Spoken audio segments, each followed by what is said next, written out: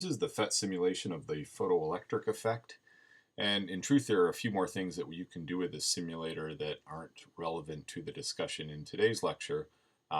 So we are, for example, going to be ignoring the fact that there's a battery down here connected to two plates, which would form an electric field. What we want to focus on instead is the interaction of the light here with the material. And so right now there's a sheet of material which the simulator is telling us the target right now is sodium. And I am going to show the light as, well, you can show the light as a beam of light, but I'm going to show the light as photons. And then I'm going to also control the photon number instead of intensity. They're both related to each other, but this is basically counting photons that I would send out. So if I emit photons from the light, and right now there are 400 nanometer photons down there on the blue-violet part of the spectrum, they get shot into the sodium, and I'm producing, in fact, ejected electrons from that sodium that are ejected due to the photons that are absorbed within those sodium atoms, and the sodium atoms aren't shown in this simulation. So there's a couple things to notice. I eject electrons at a whole range of energies here because I see them moving at a range of speeds. And I'm not getting as many electrons out as I get photons in, so it's not like a 1-to-1 ratio right here. But let's actually play around with the energy slash wavelength of these photons. If I start over here on the infrared side of things and shoot infrared photons into the piece of sodium, I don't get any electrons that are ejected. Here is the very red end of the spectrum of visible light, still nothing. And so what's important in this observation is down here in the infrared and then in the red part of the spectrum, because the wavelength is longer, the frequency is smaller, and smaller frequency means less energy.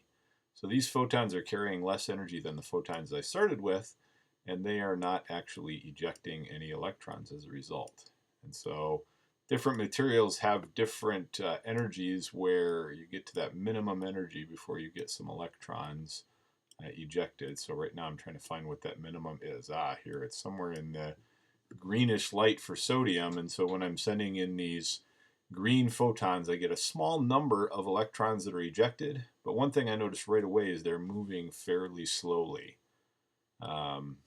And the higher energy I make the photons I send in, the faster the electrons that are ejected are moving. We go through the blue and back into the violet where we were. And if I go out of the visible spectrum up into the ultraviolet and beyond would be the X-ray range, I'm going to get more and more of these charges ejected from the material.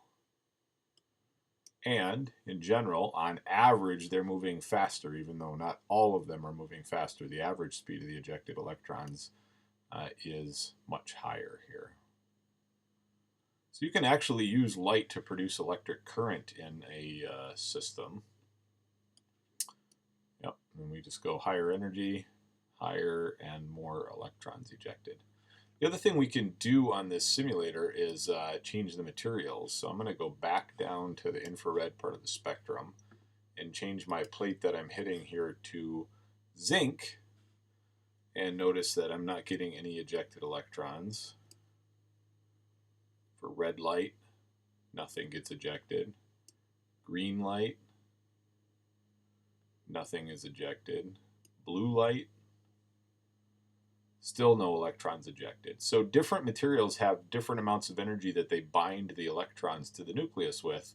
And for all these materials, you have to get to the minimum energy to eject an electron before any of this photoelectric effect happens. So I'm up here in the ultraviolet, still getting nothing out of zinc. If I do some really high energy ones, I will get a few electrons ejected out of zinc here.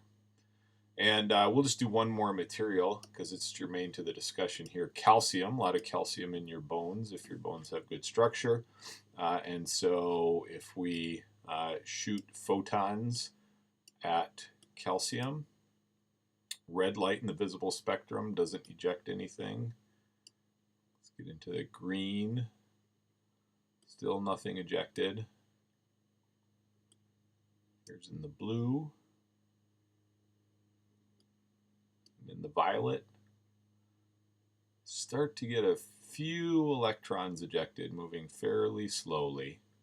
And then if I move up into higher energy in the ultraviolet part of the spectrum, I get more electrons and a higher overall energy for those ejected electrons.